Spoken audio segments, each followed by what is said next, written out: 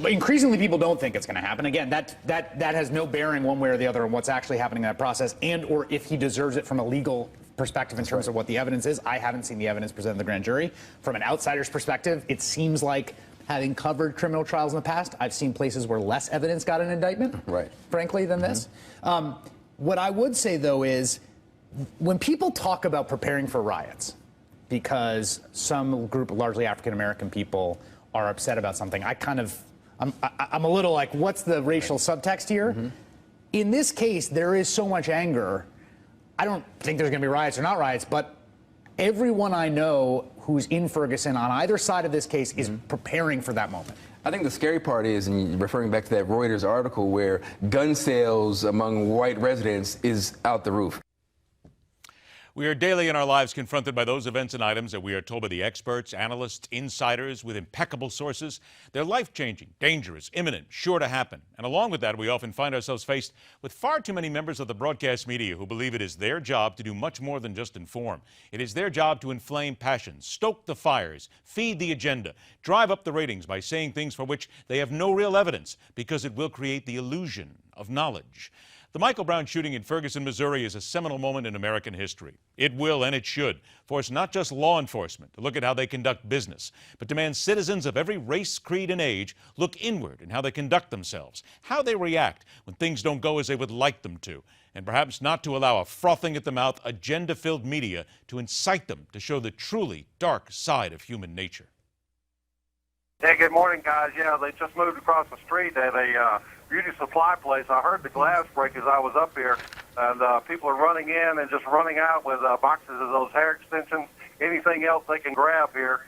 I've seen children as young as probably 10 years old going in this store. So quite a chaotic scene here.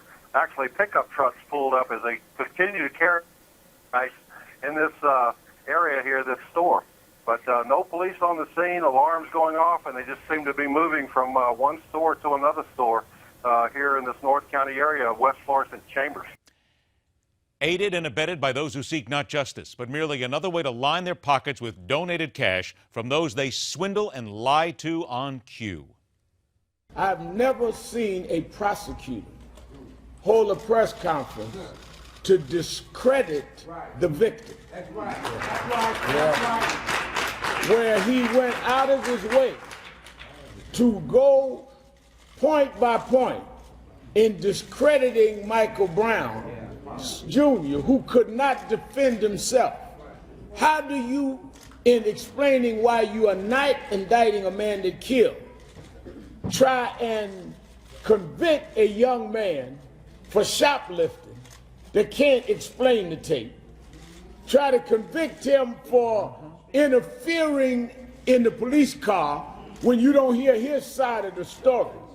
Have you ever heard a prosecutor go in a press conference to explain to the press why the one that did the killing is not going to trial, but the victim is guilty of several things that no one has established? The time has come to put such charlatans, clowns, and con artists aside. The ones who told everyone and anyone who would listen that Ferguson, Missouri police officer Darren Wilson was undeniably guilty of nothing more than cold-blooded murder when he fired his weapon at Michael Brown. The frauds and cretins who pushed their agendas were all convinced the Department of Justice would indict Darren Wilson. How could they not, especially with African-American Eric Holder at the helm? The results are in from the only sources that count, the law. And no matter how hard the liars try, they cannot erase the truth. Michael Brown should never have died for robbing a grocery store. Darren Wilson should not have been excoriated and then unemployed for doing his job. And the despicable dilettantes like Sharpton and his ilk owe America an apology for inciting riots and stoking hatred. Fat chance. But don't let this chance slip away to learn about those in and out of the media who every day believe that it is not only their job, but they are able to, willing to, and that you will allow them to play you, the American public, for a sucker. And that is telling it like it is. Rock on, true believers. Thanks so much for joining us. Great week here. We hope to see you again Monday on the only show on cable networks and around the world that questions everything. This is Midpoint.